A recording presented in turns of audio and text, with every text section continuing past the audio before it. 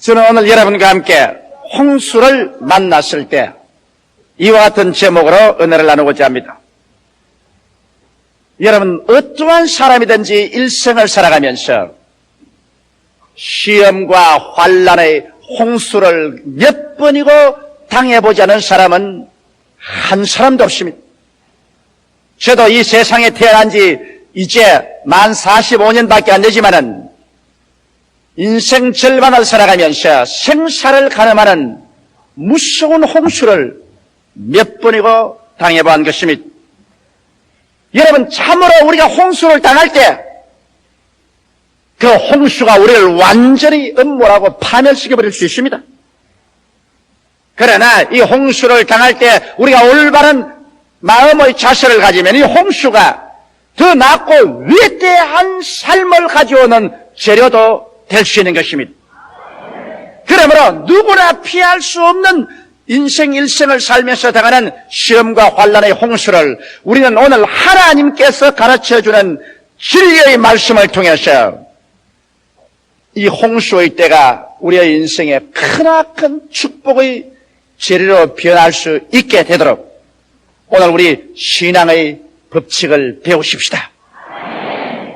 그럼 어떻게 해서 우리는 운명을 변화시키는 그러한 삶의 태도를 가지고 홍수를 대할 수 있을까요? 첫째로 오늘 시편에 있는 이 말씀 가운데 홍수 때 여호와께서 홍수 위에 자정하시며 여호와께서 왕으로 자정하시도다. 이 말씀 속에는 이미 심장한 하나님의 가르침이 있는 것입니다. 여호와께서 홍수 위에 자정하시며, 이 말씀은 하나님께서 어떻게 홍수가 우리에게 다가와도 그 홍수 위에 하나님이 앉아서 홍수를 다스린다는 것입니다. 하나님의 허락 없이 주를 사랑하는 여러분에게 홍수가 다가올 수 없습니다. 성경은 말하기를 너희 머리털 하나라도 하나님께서 세심받았다고 말했고 참새 한 마리라도 하나님 허락 없이는 땅에 떨어지지 않는다고 말씀한 것입니다. 그러므로 우리에게 다가오는 시험과 환난의 홍수 위에 여호와께서 자정하고 있기 때문에 하나님 아버지의 허락 없이 어떠한 시험과 환난도 우리의 생애 속에 다가올 수 없다는 것을 우리가 알아야 되는 것입니다. 이러므로 주님께서 홍수를 우리에게 보내실 때는 이유가 있습니다. 여러분, 진실로 홍수가 얼마나 무서운지 압니까? 사람들은 불이 무섭냐 홍수가 무섭냐라면 어떠한 사람들은 불이 무섭다고 하는 사람이 있습니다. 그러나 그것은 잘못된 생각입니다. 불은 불타고 나면은 불탄 숟가락이라도 하나 남습니다. 그러나 홍수가 휘몰아쳐 가버린 데는 주춧돌 하나도 남지 않고 숟갈 젓갈 하나도 남지 않습니다. 그냥 하나도 없이 다 휘몰아쳐 가버리고 마는 것입니다. 이와 같은 홍수가, 시험과 환난이 우리에게 따라와서 휩쓸어가는 이유는 어딘지 압니까?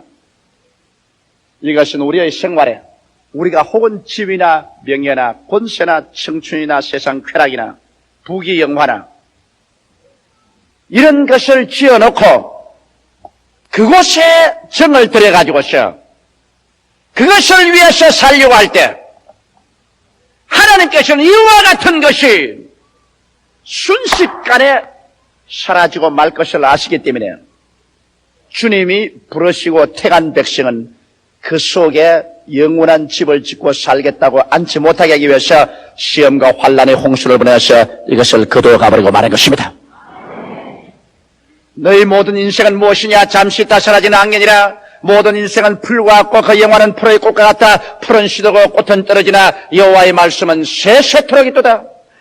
여러분, 장차 다가올 그 영광은 오늘 세상에 어떤 부귀 영화라도 좋게 비교할 수 없는데 그 영광을 중심으로 살지 않고 세상의 부귀영화 공명을 중심으로 살고 있는 하나님의 택한 백성이시면 하나님께서 그 사람의 잘못된 신앙을 고쳐주기 위해서 시험과 환난의 홍수를 보내서 모든 것을 확 쓸어가버리고 마는 것입니다. 하나도 없이 다 쓸어가고 빈손 들게 되면 우리가 누구를 찾습니까? 그 위에 앉아서 하나님을 찾게 되는 것입니다. 이 세상에 의지한 것 다 사라지고 이 세상에 내가 귀하게 여기던 것 다 빼앗길 때 그때 내게 오직 남는 한 분 하나님밖에 없습니다. 그래서 그때 가서야 사람들은 그 죄를 회개하고 불신앙, 불순종, 하나님 중심으로 살지 못한 것을 자복하고 주님께 돌아오게 되는 것입니다. 아마 오늘 여기 앉은 여러분, 제가 한 사람 한 사람 개인 사정은 모르겠거니와 그러나 이 자리에 앉아서 여러분께서 예배 보는 사람 중에 크고 작은 홍수가 여러분의 생에 인간으로 의지하는 것 쓸어가고 난 다음에 그때야 깨닫고 하나님밖에 없다고 생각하고 주께 회개하고 나온 사람이 대다수일 것으로 나는 알고 있습니다. 이렇기 때문에 홍수는 우리의 생활에 필요합니다. 홍수가 와서 우리를 휩쓸어 가지 아니하면 우리는 언제나 썩어질 것 육신의 정욕과 안목의 정욕과 이 세상 자랑에 취하여서 정신 차리지 못하다가 주께서 오시는 그날에 심판받아 영원한 지옥으로 떨어져 버리고 말 것입니다. 이러므로 정신을 차리게 하시려고 주님께서 홍수를 보내서 우리 환경 정리를 할 때가 대단히 많습니다. 그뿐 아니라 여러분, 여호와께서 홍수 때 홍수 위에 자정하셨다는 것은 참 재미있는 표현입니다. 왜냐하면 홍수라는 것은 가만히 고여있는 물이 아닙니다. 호수의 물은 가만히 고여 있습니다. 우물물도 가만히 고여 있습니다. 그러나 홍수는 우렁차게 무서운 속도로 흘러갑니다. 여호와께서 홍수 위에 앉아 있으면 홍수가 무서운 속도로 흘러가기 때문에 하나님도 그 홍수를 타고 같이 올 수밖에 없습니다. 그래서 홍수는 다른 것이 아니라 여호와께서 타고 오는 수레가 되시는 것입니다. 여호와께서 홍수에 앉으시면 홍수는 무서운 소리를 내면서 여호와를 위해 모시고 그대로 수레바퀴가 되어서 우리에게 줄다름질 쳐오는 것입니다. 오늘날 하나님께서 여러분 등 따쓰고 배부를 때는 여러분께 아무리 와서 문을 두들겨도 여러분이 문을 안 열어줍니다. 주 예수 대문 밖에 기다렸었으나 단단히 잠가두니 못 들어오시네. 그러나 홍수가 내리다가 왔어요. 막 기막히게 모든 것을 쓸어가면서 오면 그때 여러분 누구를 불구하고 홍수를 수레 삼고 찾아오는 하나님을 부르짖게 되는 것입니다. 이러므로 여러분 반드시 홍수의 체험이 여러분과 나에게 불행이 아닙니다. 홍수의 체험을 통해서 여호와 하나님께서 그것을 수레 삼고 우리에게 찾아와서 그래서 우리는 이 세상의 부귀영화 공명으로 바꿀 수 없는 위대한 하나님과의 만남을 얻을 수 있기 때문에 홍수라는 것은 지나가 보면 우리 생활에 크나큰 축복이 될 수 있습니다. 나는 27년 전에 폐병의 홍수가 내게 다가온 것을 지금 돌아볼 때 얼마나 큰 축복인지 모르겠습니다. 그때는 내가 폐병으로 쓰러지고 피를 토하고 고통과 괴로움 가운데 있을 때 세상에 나가 하나님이 나를 이렇게 할 수가 있느냐? 내게는 모든 것이 절망이고 슬픔밖에 없다. 나는 이제 모든 것이 끝장났다고 탄식했지만은 그러나 이제 내가 27년 후에 돌이켜볼 때 그때 그 폐병의 홍수를 수레 삼고 우리 하나님이 타고 나의 생애 속에 들어오신 것입니다. 그래서 그 홍수 때문에 나는 회개하고 예수 믿게 되고 그 홍수 덕분에 나는 목사 되고 그 홍수 덕분에 오늘날 천당하게 되시니 얼마나 고맙습니다. 나는 우리 최하실 목사님 볼 때도 늘 느낍니다. 우리 최하실 목사님은 원래 본 성격이 굉장히 활동적인 여성입니다.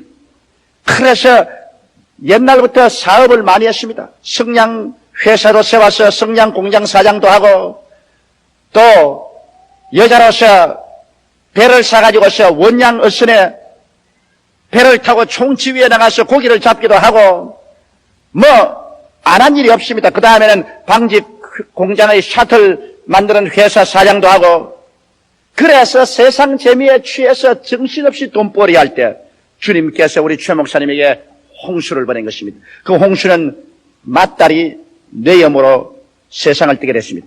맏딸이 죽고 난 다음 한 달 만에 어머니가 또 세상을 떴습니다. 어머니가 세상을 뜨고 난 다음에 사업이 부도가 났습니다. 사업이 부도가 난 다음에 남편이 첩을 만들어가지고 달아나 버렸습니다. 홍수도 그 보통 홍수 아닙니다. 딸 죽고 어머니 돌아가시고 사업 낭패되어서 파산되고 그 다음에는 기둥같이 믿고 있던 남편이 다른 여자하고 손을 잡고 주렁이낭을 치고 모든 것은 끝장났다고 생각했습니다. 그래서 최 목사님이 모든 것 다 포기하고 이제는 인생을 하직하기 위해서 서울로 올라와서 삼각산에 올라가서 죽으려고 할 그때 그곳에 부흥회를 하고 있으십니다. 그 부흥회 참석했다가 하나님을 만나고 완전히 변화되어서 그 길로 신학교에 들어와서 오늘날 세계적인 훌륭한 주의 여종이 되어버리고 말한 것입니다. 최가실 목사님에게는 만일 그 홍수가 다가오지 않았더라면 그는 홍수를 술에 삼고 다가오는 예수님을 결코 만나지 못했을 것입니다. 그러나 그때는 그것이 절망으로 보였지만은 세월이 지나고 난 다음 돌이켜볼 때 그 홍수야말로 오늘날 최가실 목사가 있도록 만들어준 크나큰 축복이 되어버리고 말한 것입니다. 이러므로 사랑하는 성도 여러분, 여러분에게 크고 작은 홍수가 다가오는 것을 여러분께서 역겹게 생각하지 마십시오. 예수를 믿지 않는 사람에게는 홍수를 당해서 파멸할지 모르겠지만 하나님께서 여러분을 사랑하시고 구원한 여러분에게는 하나님께서 다 알고 하나님께서 여러분과 나에게 끝장으로 축복을 주기 위해서 여러분과 나에게 홍수를 허락해 주신 것입니다. 이래서 홍수는 우렁창 소리를 가지고 지금이라도 모든 것을 파괴해서 다 씻어 가버릴 그러한 맹렬한 기세로 여러분 다가올 때 홍수만 바라보고 두려워하지 마십시오.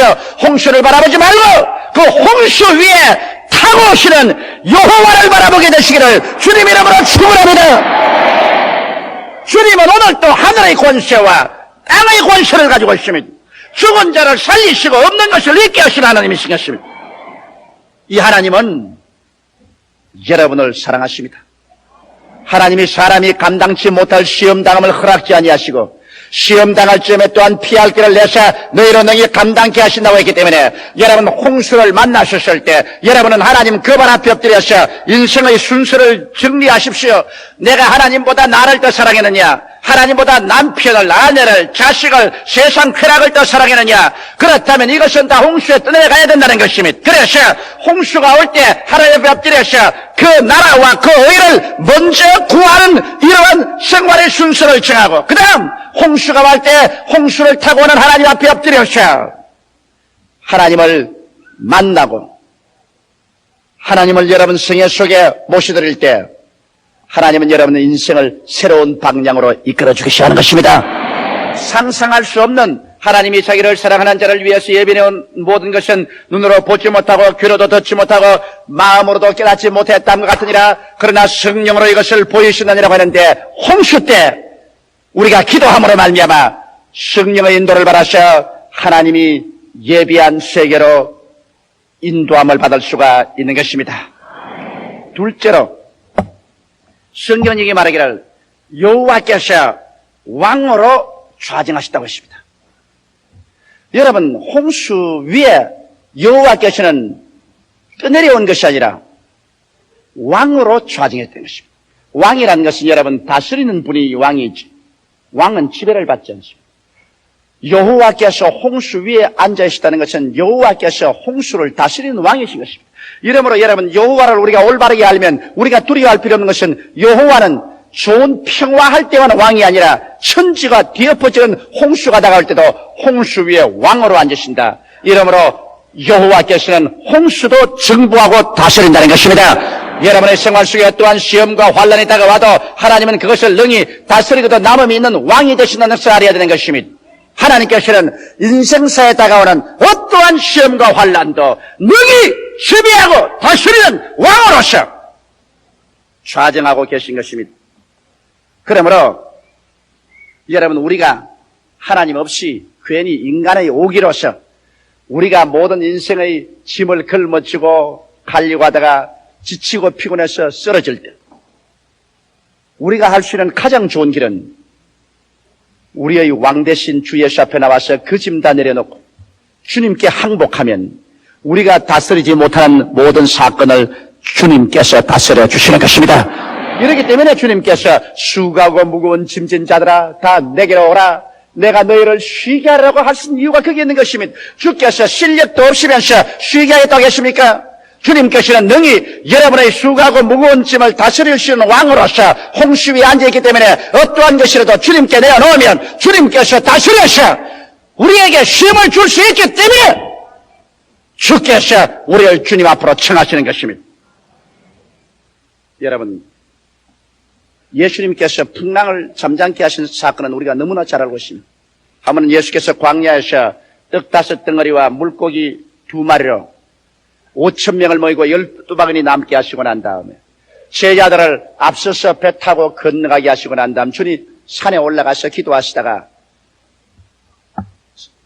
밤 4경에 보니까 제자들이 바다 한가운데 배가 떴는데 거기에 타고 아무리 저어도 바람이 거슬러 오므로 고생하고 괴로워하면서 전진하지 못하고 고통 속에 있습니다. 칠흑같이 어두운 밤에 바람은 불고 파도는 치고 배는 방향을 잃고 제자들은 고통 가운데 있습니다. 그때 예수님께서 기도한 저수에서 내려오셔서 주님은 바다 위로 걸어서 제자들이 있는 곳에 오게 된 것입니다.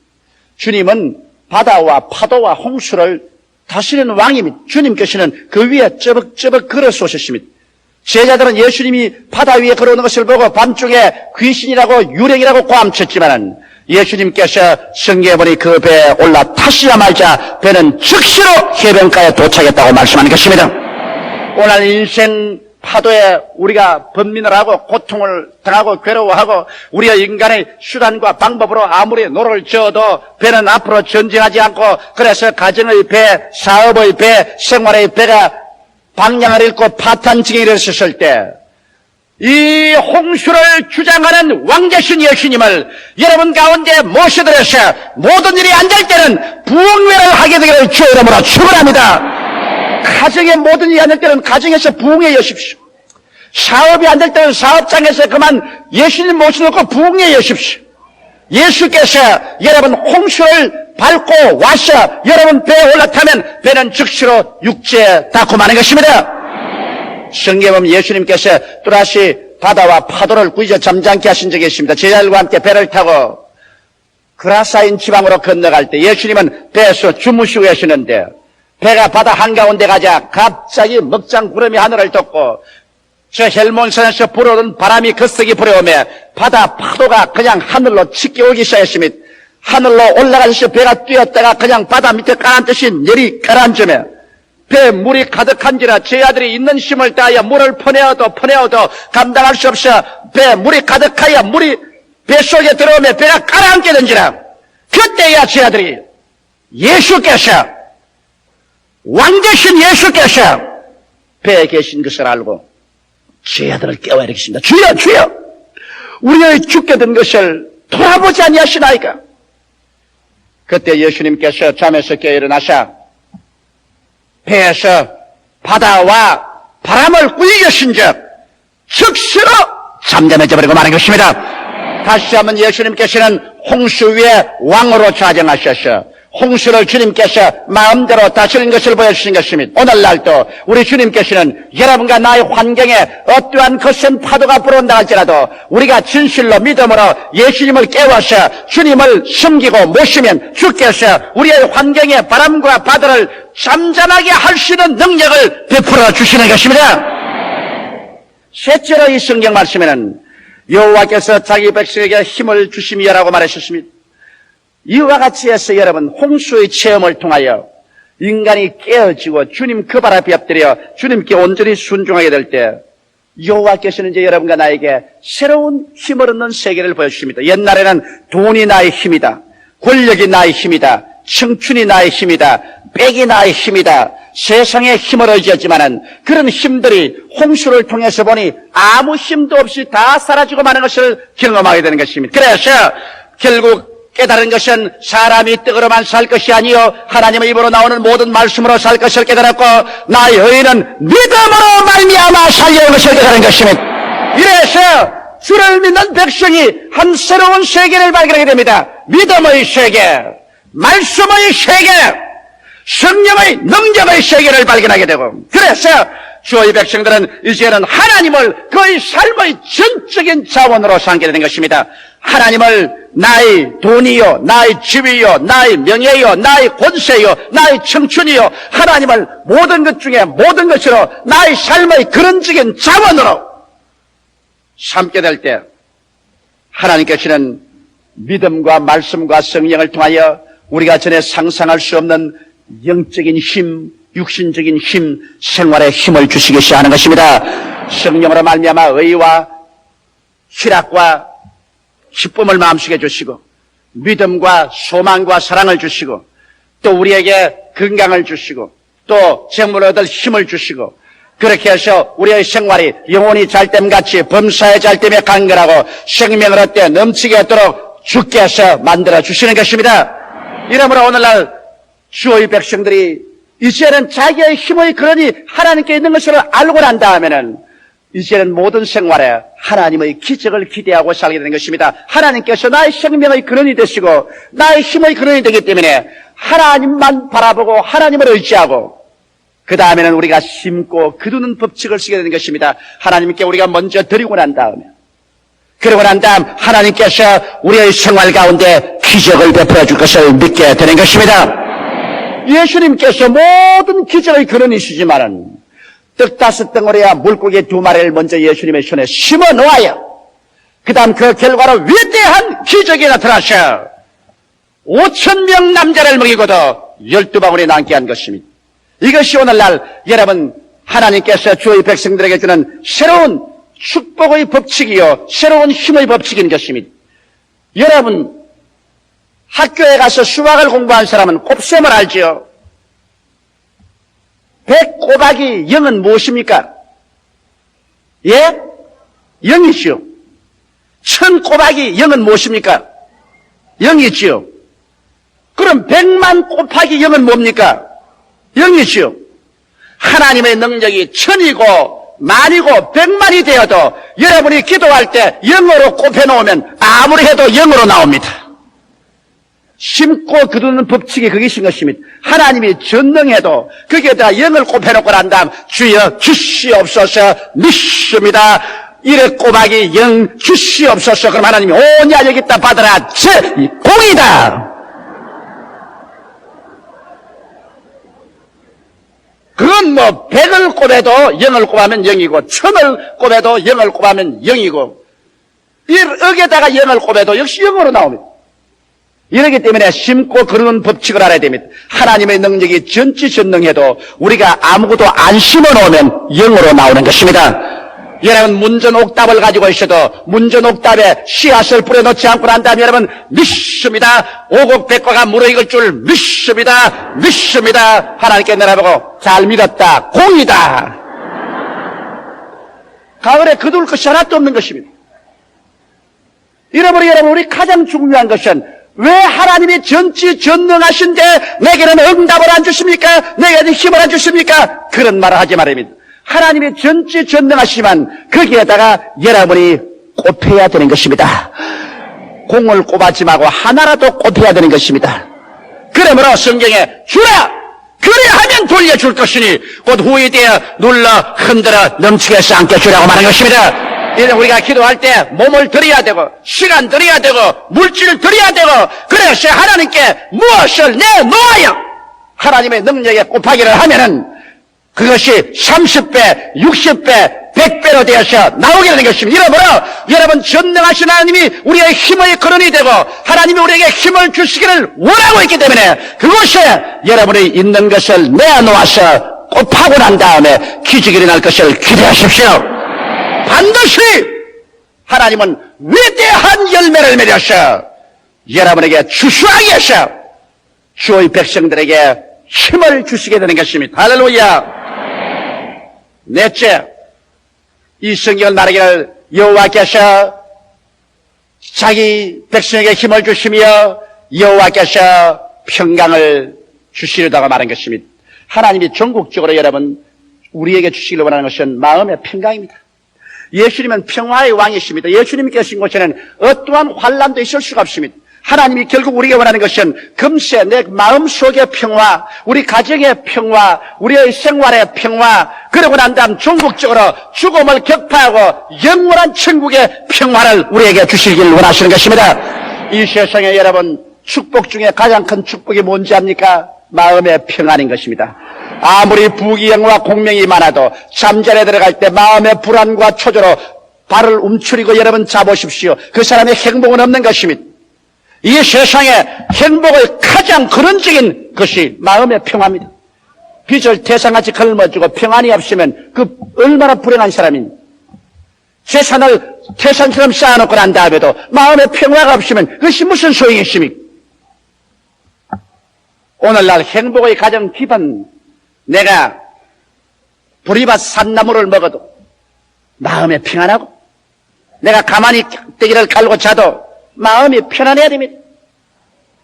편안하면 그 사람 속에 그 평안을 통해서 행복이 다가옵니다. 그런데 이 평화는 돈을 주고도 살 수 없습니다. 인간의 학문이나 인간의 수양과 노력으로도 살 수 없습니다. 이 평화는 평화의 왕 예수께서 오셔서 여러분을 점령하게 되면 동남풍이 불고 서북풍이 불어도 여러분은 평안한 것입니다. 할렐루야! 이러므로 성경은 말하기를 여호와께서 자기 백성에게 평강을 주시며 평강의 복을 주시려다. 이래서 죄를 용서하고 병을 치료하시며 마귀를 내어 쫓고 절망을 소망으로 변화시키는 하나님께서는 여러분과 내 마음속에 금세 평안을 주시고, 그리고 또 내세 영원한 천국에 평안을 주셔서 진실로 여러분과 내게 선을 베풀기를 원하시는 것입니다. 오늘날 폭풍우를 안 만날 사람 누가 있습니까? 홍수를 안 만날 사람 누가 있습니까? 그러나 하나님을 올바르게 알고 올바른 신앙의 태도를 가지고 홍수를 만나면 홍수는 종국적으로 하나님 손에서 여러분이 도저히 상상할 수 없는 큰 축복이 되어서 돌아오게 되는 것입니다. 이러므로 좋은 것은 좋아서 좋고 좋지 않은 것은 하나님께서 좋게 만들어 줄 것이니 좋은 것입니다. 이래서 우리는 항상 기뻐하라, 쉬지 말고 기도하라, 범사에 감사하라. 기뻐하고 기도하고 감사하는 생활을 살면서 날이 맑을 때도 비바람이 불 때도 잠잠할 때도 홍수 때도 우리는 믿음, 소망, 사랑을 가지고 앞으로 승리적인 전진의 삶을 살아갈 수 있는 것입니다. 다 같이 고개 숙여 기도드리겠습니다. 살아계신 우리 하나님 아버지, 여기 고개를 숙인 주의 백성들은 한두 번 이상 모두 다 홍수를 통해서 온 사람들입니다. 홍수를 통함으로 말미암아 깨어지고 하나님 앞에 나오게 되었고, 홍수를 통해서 하나님을 만나게 된 사람들, 아버지 하나님이시여, 예수 그리스도께서 왕으로 들어오자 홍수를 다스리시고 잠잠하게 해주시며 이 홍수를 통해서 하나님을 발견하고 믿고 나오는 사람들에게 힘을 주시고 평강을 주시고, 그래서 오히려 내가 고난당한 것이 내게 유익이라, 내가 고난당하지 않을 때는 여호와의 율법을 지키지 아니하는데 고난당한 이후로는 하나님의 법을 지킨다고 말한 시편 기자처럼 고난이 우리로 하나님 백성이 되게 하고 참되고 신실한 신앙인이 되게 만들어 주신 것을 감사하옵나이다. 오 하나님 아버지, 그렇기 때문에 우리 주 예수 안에 있으면 하나님을 사랑하는 자, 곧 그 뜻대로 부르심을 입은 자들에게는 모든 것이 합력하여 선을 이루게 됨을 감사하옵나이다. 여호와 하나님이여 영광 받아 주시옵소서. 오늘 이 시간에 주님 앞에 나와서 고개를 숙인 모든 주의 백성들에게 하나님 아버지여, 오늘 이 시편 29편에 기록한 하나님의 말씀대로 하나님의 축복과 영광이 차고 넘치게 임하시게 하여 주시옵소서. 이 자리에 오늘 홍수를 당해서 홍수의 요란스러운 소리 보고 절망한 사람이 있습니까? 홍수 위에 수레로 타고 오는 예수님을 바라보게 하여 주시옵소서. 오히려 기뻐하고 즐거워하게 도와주시옵소서. 오히려 감사하게 도와주시옵소서. 기적이 일어날 것을 믿게 도와주시옵소서.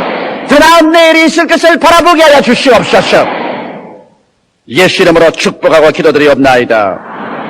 아멘.